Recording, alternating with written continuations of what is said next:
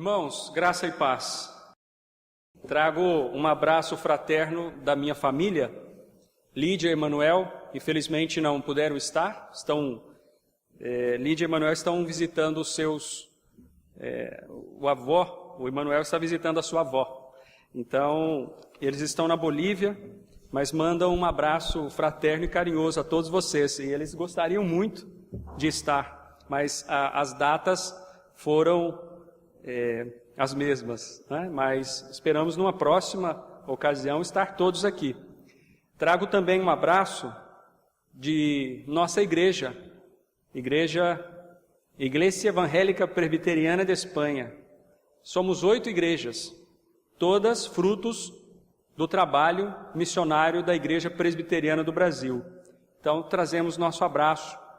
E a partir do último mês de maio, Deus também me deu o privilégio de poder servir a igreja também como secretário executivo. Então, é uma grande bênção também ser secretário executivo. Porque hoje, graças a Deus, a nossa igreja na Espanha passa por um momento que nós esperamos que não seja apenas um momento, mas passa por uma situação de crescimento, de estabilidade e de organização. Então, hoje há muitas possibilidades de parcerias com outras igrejas ao redor do mundo. Estamos terminando um convênio com a Igreja Reformada da América, dos Estados Unidos. Eles vão mandar um casal de missionários para a Espanha e nós vamos estar recebendo esse casal para trabalhar na nossa igreja, na nossa denominação. Então, o privilégio, irmãos, o prazer e a honra de estar aqui nessa noite, é assim que eu me sinto. Tenho tido tantos contatos virtuais com os irmãos e é uma alegria muito grande estar aqui e poder participar dessa conferência missionária. Temos um certo tempo, né? Domingo de manhã, eu gostaria de usar, já está tudo acertado com o pastor Donizete, com o presbítero Luiz, está tudo acertado com o GAM, de nós falarmos os detalhes do nosso campo missionário. Então, é um momento especial, um momento, para mim, muito especial e creio que será para você também, para que vocês possam entender de forma mais prática como é o nosso campo missionário, quais os desafios, quais as bênçãos. Então, esperamos, né, estar com os irmãos na escola dominical e poder conversar com os irmãos especificamente sobre o nosso campo missionário. Então, temos muitas notícias, muita coisa para contar, esperamos fazê-lo todo ordenadamente. Então, hoje, fui convidado para fazer a abertura dessa conferência. E o tema é Passa a Macedônia e ajuda-nos. O presbítero Eurides já leu o texto bíblico e eu gostaria de convidar a igreja para que a gente possa relê-lo. Atos, capítulo 16, versículos 6 a 10. Diz a palavra do Senhor. E percorrendo a região frígio-gálata, tendo sido impedidos pelo Espírito Santo de pregar a palavra na Ásia, defrontando Mícia, tentavam ir para Bitínia, mas o Espírito de Jesus não o permitiu. E tendo contornado Mícia, desceram a Troade. À noite, sobreveio a Paulo uma visão, na qual um varão macedônio estava em pé e lhe rogava, dizendo: Passa a Macedônia e ajuda-nos. Assim que teve a visão, imediatamente procuramos partir para aquele destino, concluindo que Deus nos havia chamado para lhes anunciar o Evangelho. Vamos orar um momento mais pela exposição e explanação da palavra do Senhor. Peço nosso irmão Lucas que nos conduza nessa oração. Bondoso e eterno Pai, gratos somos, ó Pai, porque o Senhor nos convocou para participar dessa conferência missionária.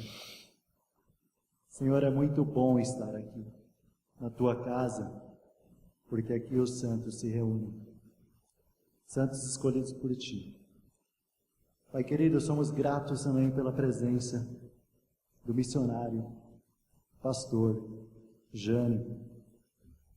o qual Tu enviou para a Espanha, Pai. E o Senhor vem trabalhando através da vida dele. Pai Santo, somos gratos porque hoje ele está aqui para expor a sua palavra e começar a introduzir o que o Senhor tem feito naquele local. Pai Santo, ajude, Pai Santo, o Jânio, para que ele possa explanar a sua palavra de maneira fiel. É isso que te pedimos em nome de Jesus Cristo, nosso Senhor e Salvador. Amém. Amém. Quando nós olhamos para a Bíblia, e já percebemos logo no início, em Gênesis, que o Espírito Santo é ou está totalmente atuante. Segundo o relato de Gênesis, o Espírito Santo na criação sustenta, preenche, preserva e renova a criação. Então não há a ideia, não há o ensino nas Escrituras de que o Espírito Santo é apático, ou ausente, ou não atua, não tem atividade. Pelo contrário, ele está sempre atuante. O reformador John Knox afirmou que a função do Espírito Santo é estar ao lado da igreja, fazê-la possuir a face de Cristo e capacitar a igreja a propagar o nome de Cristo, de Jesus Cristo. E assim é.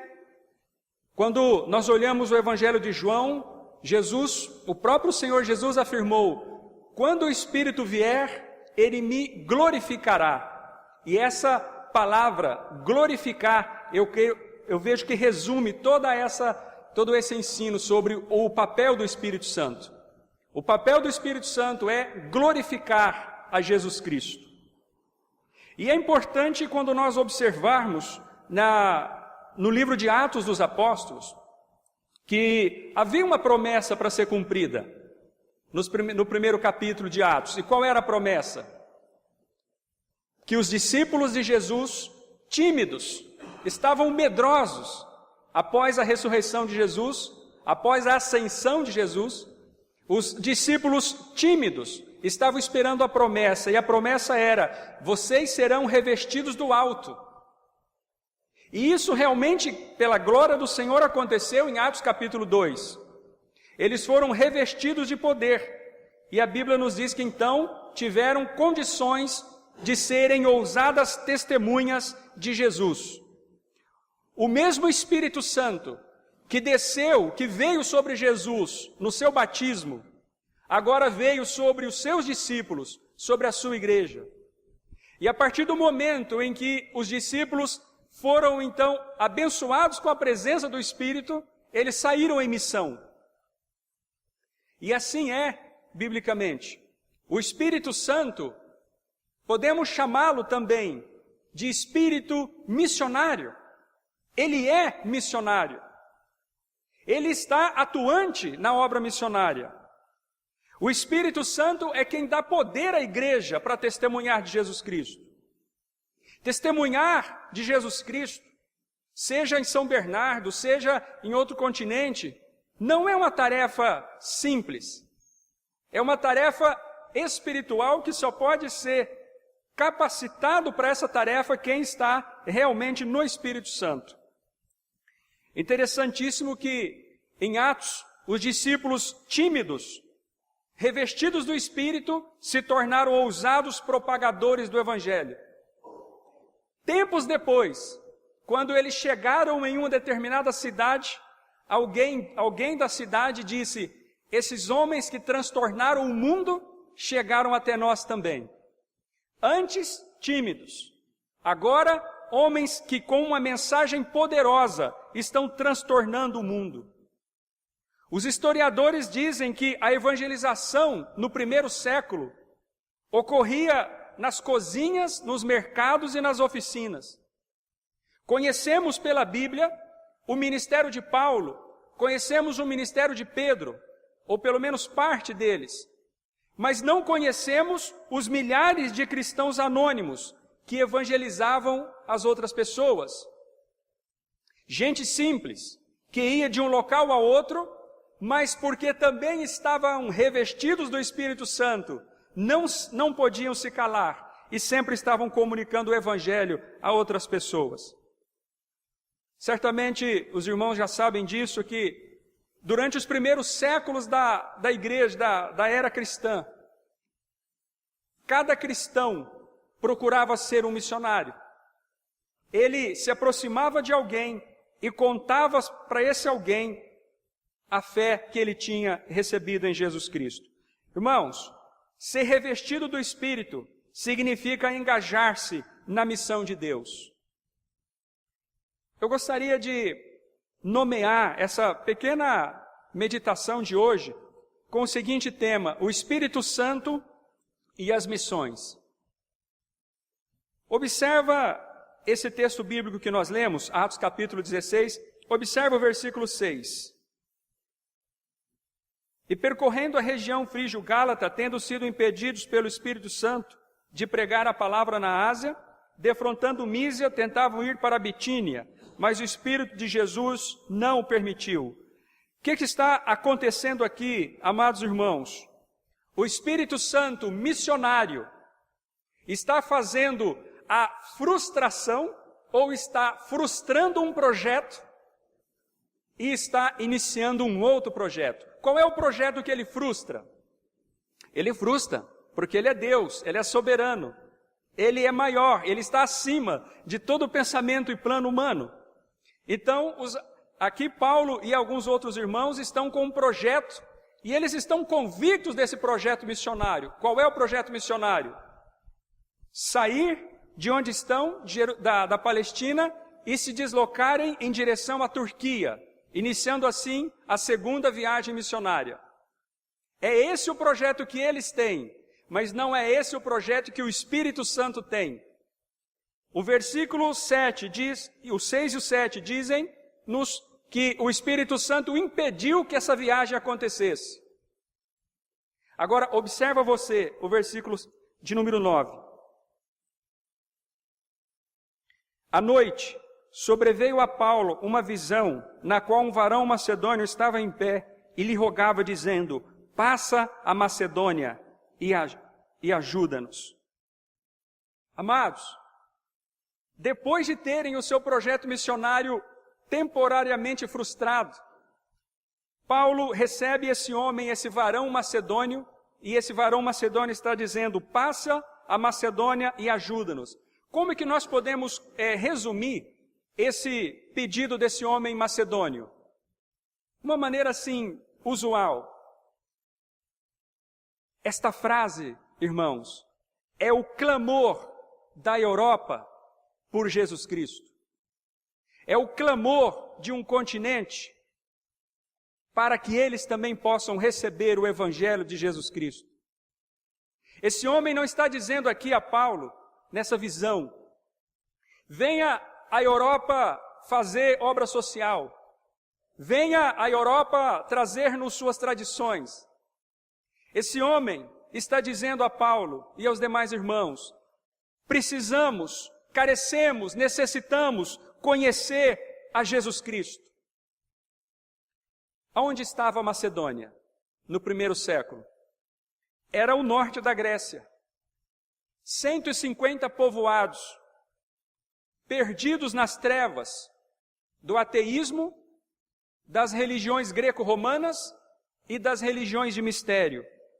Esse homem pede a Paulo: traga-nos o Evangelho de Jesus Cristo.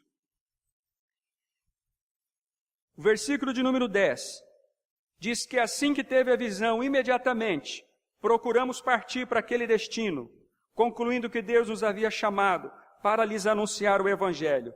Perceba você, o Espírito impediu a viagem para a Turquia, mas o Espírito missionário redireciona os apóstolos para a Europa, para o norte da Grécia.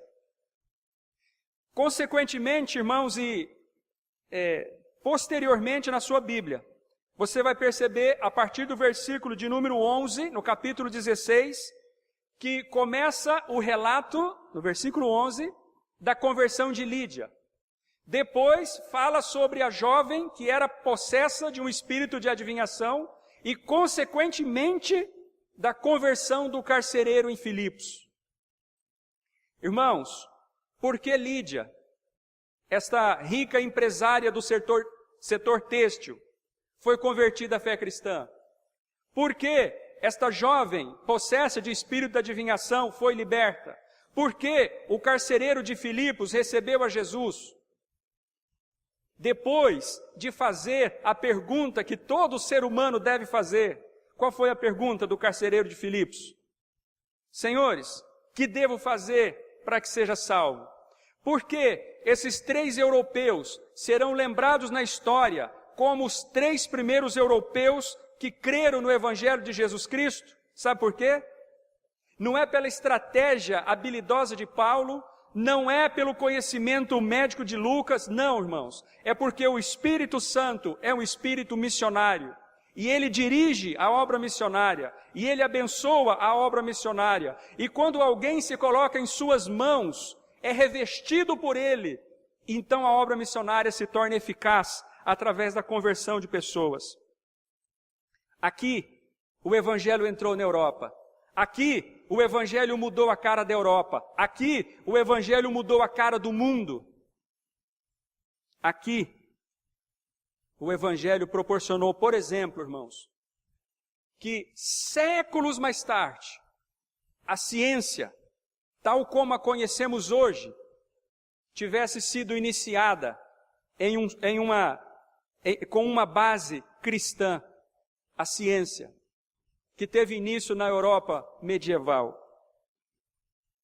A reforma protestante, irmãos, aconteceu na Europa, também porque o Espírito Santo é um Espírito missionário. Quantas confissões de fé a Europa nos deu? A nossa confissão de fé oficial da Igreja Presbiteriana do Brasil é a Confissão de Fé de Westminster, redigida em Londres, redigida na Europa. Irmãos, quantas traduções da Bíblia, quantos avivamentos, quantos reavivamentos aconteceram na Europa? Por que aconteceram na Europa? Porque o Espírito Santo é o Espírito missionário. Ele levou o Evangelho para a Europa, ele abriu os corações dos europeus e ele transformou a Europa no local, no continente mais desenvolvido do planeta. Agora, observa você, atualmente, são 49 países, 700 milhões de pessoas. Quando olhamos para a Igreja Presbiteriana do Brasil, em um universo tão grande, existem apenas 30 famílias missionárias na Europa. Os missionários que estão na Europa trabalham ou executam seus ministérios das mais diversas formas, plantando igrejas, evangelizando, discipulando, dando apoio a imigrantes, combatendo o aborto, evangelizando estudantes, fazendo acampamentos, uma série de atividades. Quero trazer para vocês aqui alguns dados recentes. Em Portugal, a parceria da Igreja Presbiteriana do Brasil, através da PMT, com a ICPP. A ICPP é a Igreja Cristã Presbiteriana de Portugal. E a liderança da Igreja Cristã Presbiteriana de Portugal sempre faz o mesmo apelo e sempre faz o mesmo pedido. E são, por favor, Igreja Presbiteriana do Brasil, manda missionários para cá, para plantar novas igrejas e cuidar das igrejas que já existem. Há um instituto bíblico em Portugal, que não tem nem o status de seminário, é um instituto bíblico. Mas é um instituto bíblico reformado, que está necessitando constantemente também de professores. Na França, há um convênio com a UNEPREF, que é uma igreja também cristã reformada. Essa igreja, amados, na França, tem 55 igrejas. 55 igrejas em toda a França. Inclusive tem um pastor dessa igreja que está sendo ameaçado de morte pelo Estado Islâmico. E a liderança dessa igreja na França, irmãos, ela clamando, ela olha para a Igreja Presbiteriana do Brasil e diz: igreja, nós temos aqui campo para 30 pastores em solo francês. Por favor, manda-nos alguém para cá. As igrejas francesas, cada pastor francês está tendo que pastorear 5 igrejas ao mesmo tempo. E esses pastores estão se jubilando. E não há ninguém que a médio e curto prazo possa assumir essas igrejas. Irmãos, a Bíblia é real, a Bíblia é atual, a Bíblia é a palavra de Deus. O varão macedônio que apareceu a Paulo continua clamando hoje para nós: passa a Europa, passa a Macedônia e ajuda-nos.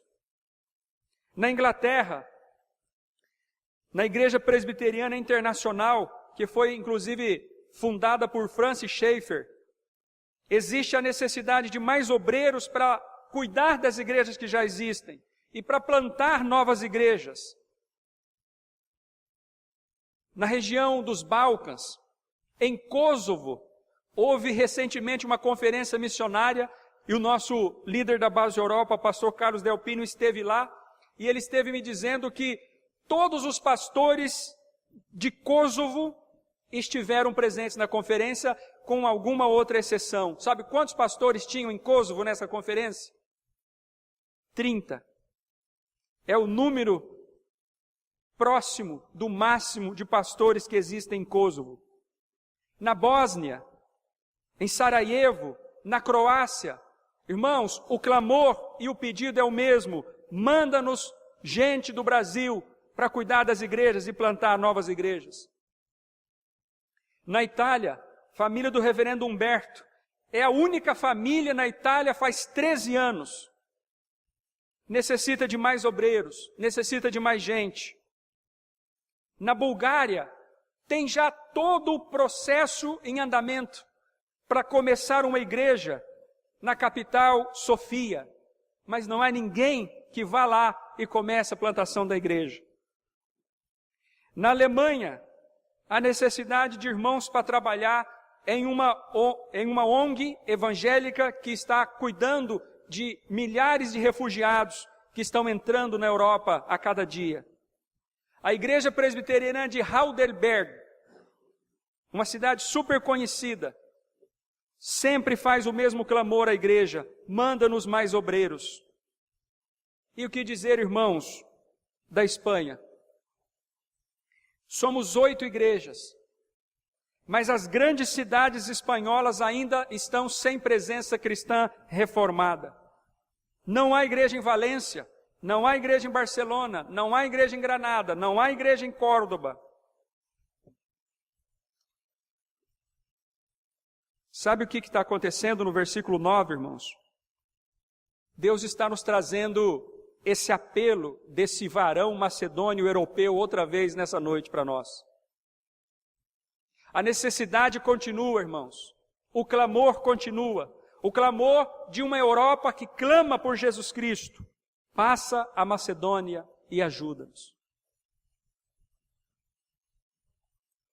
É muito importante dizer que as pequenas igrejas na Europa que sobreviveram às tempestades que passaram por elas, liberalismo teológico e tantos outros ismos que afetaram a vida da igreja, pois essas pequenas igrejas que sobreviveram, elas dizem que só há no mundo hoje 2 igrejas que podem ajudá-los para que não desapareçam e ajudá-los para que plantem novas igrejas. Aí a gente pergunta: quais são essas igrejas? Eles dizem: primeiro, é a Igreja Presbiteriana do México. Tem mais de 1 milhão de membros também no México. Mas a Igreja Presbiteriana do México, por várias razões, não tem um envolvimento muito particular com missões transculturais. Pois preste atenção, irmãos, no que eu vou te dizer. Hoje, no mundo, na mente desses pastores europeus, na mente desses crentes europeus, que estão pagando um preço altíssimo por manifestarem a sua fé em Jesus Cristo. Só há uma igreja no mundo em que eles esperam receber ajuda. E essa igreja chama-se Igreja Presbiteriana do Brasil.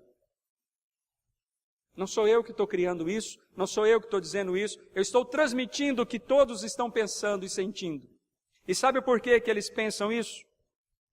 Porque eles sabem que uma das únicas igrejas no mundo, nesse tempo tão difícil de liberalismo teológico, doutrinário, nesse tempo de apostasia, nesse tempo de teologia da prosperidade, um evangelho grotesco, vergonhoso, que é o evangelho da prosperidade, em meio de todo esse cataclisma, de todas essas tempestades, sabe qual é a igreja no mundo que pode hoje realmente olhar para a Europa e dizer, nós podemos ajudá-los? Pois é você. Porque a sua imagem nas igrejas sérias da Europa é essa, de uma igreja séria, de uma igreja forte na palavra, de uma igreja que não abre mão do estudo bíblico, de uma igreja que não negocia, de uma igreja que não deixa a cultura sobressair ao ensino das Escrituras. Uma igreja que não está na moda, uma igreja que não se preocupa com a moda. Pois é essa igreja, irmãos, que os nossos irmãos da Europa estão olhando e dizendo, passa a Macedônia e ajuda-nos. Eu espero em meu coração que essa breve reflexão tenha mexido com o seu coração. Porque eu espero também no meu coração que você entrou aqui hoje com um propósito, com um projeto, e você vai sair com outro. Porque eu creio que Deus está vocacionando gente aqui nessa noite. Gente, para ouvir esse apelo e esse clamor, passa a Macedônia e ajuda-nos. Gente que possa abrir mão de muitas coisas. Gente que possa viver a vida inteira sendo estrangeiro, ainda que tenha nacionalidade, mas que na mente dos nativos é estrangeiro, mas que seja disposto a pagar esse e outros preços por amor ao Senhor e por amor ao Evangelho do Senhor. Feche seus olhos e vamos orar ao Senhor.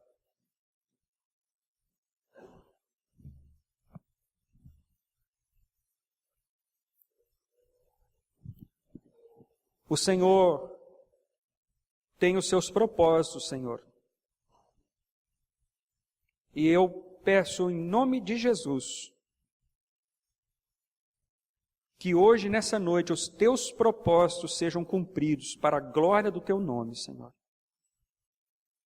E que o Senhor desperte nesta noite vocações na vida dos que estão aqui, Senhor. Pai, que esse clamor desse varão macedônio esteja sempre, Pai, diante de nós. E que possamos nos mobilizar, Senhor. Se não for para ir, que seja, Deus, de igual importância para que estejamos orando pela Europa, Senhor. Orando, Senhor, pelas igrejas que existem na Europa. Orando, Senhor, por um continente que nos abençoou tanto, Senhor, que foi bênção na mão do Senhor durante tantos séculos para nós. E um continente que hoje vive uma era de descristianização. Uma era, Senhor, em que as pessoas já não te conhecem mais. Uma era, uma geração em que o Senhor, ó Deus, é um estranho para milhares e milhares de pessoas. Mas o teu propósito em Jesus, Senhor, é proclamar a tua salvação até os confins da terra. E que a nação que andava em trevas, que um dia ela veja a sua luz. E é dessa forma que nós oramos pela Europa nessa noite, Senhor. Deus Santo, Que o Senhor não seja estranho a um continente que o Senhor abençoou, Pai. Pai, eu peço em nome de Jesus, que o Senhor nos mobilize a cada dia, Senhor, para que possamos ir, ou para que possamos orar, ou até mesmo ofertar, Senhor. Para que de alguma forma, Deus, nós, a Tua igreja aqui no Brasil, esteja unida espiritualmente, Senhor, com a igreja do Senhor que sobrevive na Europa. Sobrevive com muitos desafios, com muitas dificuldades, mas que sobrevive, Deus, firme nos Teus caminhos, Pai. Estende as Tuas mãos sobre essa igreja, Senhor, a primeira igreja presbiteriana de São Bernardo do Campo, e que ela continue a ser luz entre as nações, bênção entre as famílias da terra, Senhor. E que no tempo do Senhor, todos aqui possam se alegrar com as notícias vindas da Europa, de que europeus se converteram ao Senhor através da pregação da Tua palavra, Senhor. Ministra, Deus, Tua graça, ministra, Deus, Tua palavra em nossas vidas, Pai.